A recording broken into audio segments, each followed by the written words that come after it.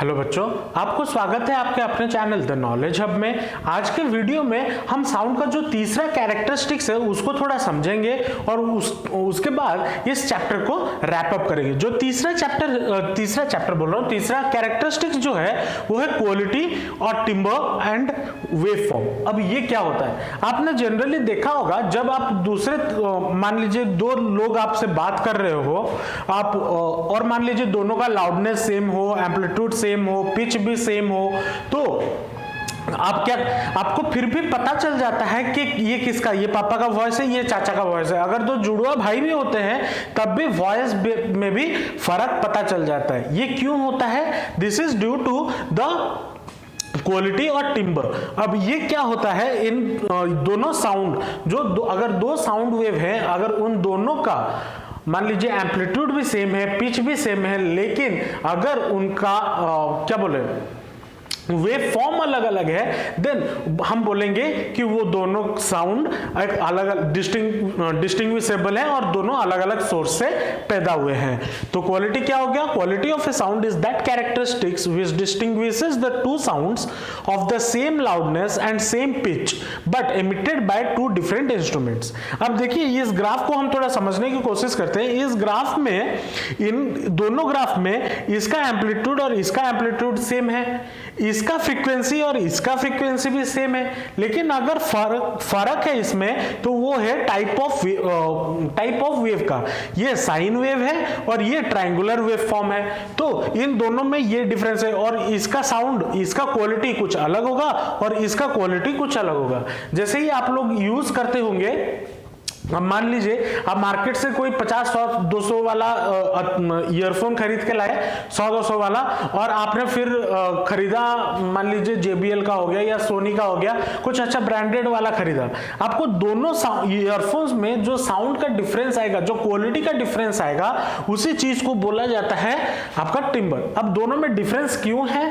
क्योंकि उसमें शायद कुछ नॉइज होगा, इसमें नॉइज नहीं होगा।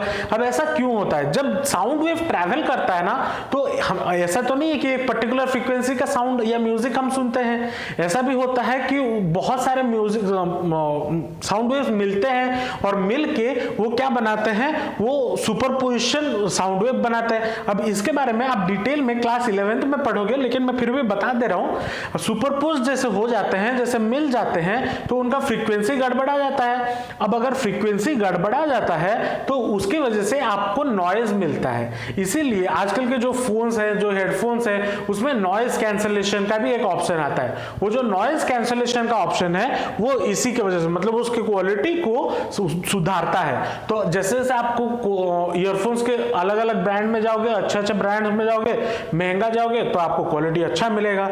जैसे कि आप अगर स्पीकर्स घर पे चला रहे हो, मान लीजिए आपने घर पे एक 1000-2000 का चोर बाजार से कोई लोकल माल उठा लिया स्पीकर, और आपका दोस्त गया कि 10-50 हजार रुपए देके एक JBL का साउंड बार खरीद के लाया। अब दोनों जब उसने लगाए तो आपके साउंड में क्वालिटी में फर्क, गाना दोनों में सेम बज रहा होगा, उसमें भी सीला की जवानी बज रहा होगा, इसमें भी सीला की जवानी बज रहा होगा, लेकिन दोनों का जो क्वालिटी होगा, जो आउटपुट होगा क्वालिटी, वो अलग अलग होगा। और अलग अलग किस लिए होगा? क्योंकि ड्यू टू उसमें नॉइज प्रोड्यूस हो जाता है, और जो अच्छा क्वालिटी वाला है उसमें नॉइज प्रोड्यूस नहीं होता। तो ये था आपका क्वालिटी और वेवफॉर्म। तो the quality of a musical sound depends on the waveform. अब वेवफॉर्म में अगर इसमें नॉइज आ गया तो ऑब्वियस सी बात है आपको क्वालिटी खराब मिलेगा। अगर उसमें कोई नॉइज ना, मिनिमम नॉइज आए, तो आपको अच्छा क्वालिटी का साउंड मिलेगा। The quality of a musical sound depends on the number of the subsidiary nodes and their relative amplitude present along with the principal node. अब ये जो सब्सिडियरी नोड्स, रिलेटिव एम्पलीट्यूड, ये क्या होता है? जब आपका दो साउंड वेव मिक्स होता है और जो प्रिंसिपल नोट है, प्रिंसिपल नोट क्या होता है? जो मेन नोट होता है उस पे अगर मिक्स हो जाता है तो उस जितना ज्यादा मिक्स होगा उतना खराब साउंड आएगा, और जितना कम मिक्स होगा उतना अच्छा क्वालिटी का साउंड आएगा। तो ये चीज उसी पे है। हाल इस पे ज्यादा डिटेल में आपको पढ़ने की जरूरत नहीं है, ये बस ये स्टेटमेंट याद रख लेना, उससे ही आपका काम बन जाएगा। क्योंकि इसके बारे में डिटेल आप क्लास 11th में जो वेव टॉपिक है उसमें पढ़ोगे, और उसमें जैसे आप मैथमेटिकल एनालिसिस करके समझोगे तो आपको और अच्छे से समझ में आएगा और डीप नॉलेज चाहिए होगा। अब उसी पे बेस करके हमें दो चीजें मिलती हैं, एक होता है म्यूजिक और एक होता है नॉइज। म्यूजिक में भी बहुत तरह तरह के जो इंस्ट्रूमेंट्स है वो बजते हैं और वो मिलके एक अच्छा सा सुर बनाते हैं। लेकिन नॉइज अगर आप कोई भी चीज को बजाते रहो या फिर कोई भी म्यूजिकल इंस्ट्रूमेंट को अगर एक सिंपल हार्मोनिक वे में ना बजा के ऐसे ही कुछ भी बजाते रहो तो वो नॉइज क्रिएट होता है।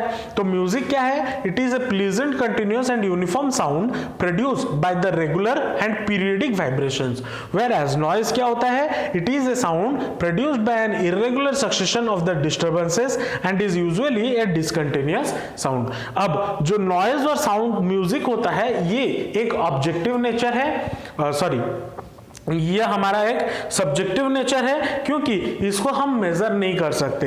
लेकिन जो वेवफॉर्म है उसका टाइप हम पता कर सकते हैं, वो कैसे दिखता है बाय यूजिंग सीपीआर। आपने पढ़ा होगा इसके बारे में, तो उसको यूज करके हम टाइप ऑफ वेवफॉर्म निकाल सकते हैं।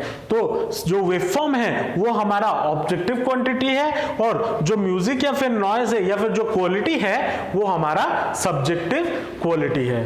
तो इसी के साथ आपका जो टॉपिक है sound, chapter number I think 7 आपका यहीं पे खत्म होता है। तो होपफुली आपको ये वीडियो अच्छा लगा होगा। तो अगर ये वीडियो आपको अच्छा लगा तो नीचे लाइक जरूर कर दीजिए और चैनल को सब्सक्राइब जरूर कर दीजिएगा ताकि जब भी मैं नया वीडियो डालूं आपको नोटिफिकेशन मिलता रहे। तो जो नेक्स्ट वीडियो होगा वो हमारा करंट इलेक्ट्रिसिटी पे होगा, नया टॉपिक हम शुरू करेंगे। तो अपना पढ़ाई को कंटिन्यू रखने के लिए और उसमें ब्रेक ना हो और पढ़ाई को आराम से स्मूथली चलाने के लिए जाते जाते सब्सक्राइब जरूर कर दीजिएगा। तो मिलते हैं नेक्स्ट वीडियो में, तब तक के लिए ऑल द बेस्ट एंड जमकर पढ़ाई करते रहिए। Thank you.